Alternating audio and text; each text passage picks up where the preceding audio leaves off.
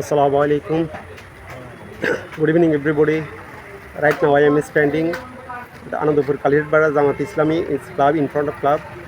Today, we are local community leaders gathering here for the pray for Motorride Imtiaz Hossain Shravan.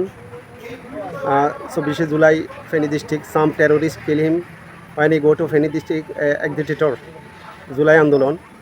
That time, some terrorists kill him. So today we are gathering here for pray him. And next after prayer, we will go everybody for the graveyard for pray him. So we are pray for a departed soul in 2007. Thank you for watching.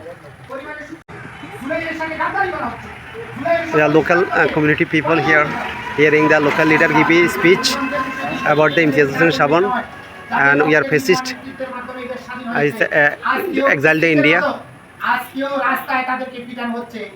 They're talking about that extortion, the extortionist and oppression. They are talking about that.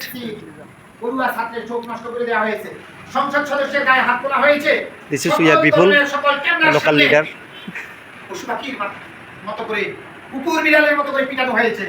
এটা 5 আগস্টের পরে মানুষ দেখার কথা ছিল না, ঠিক কি না?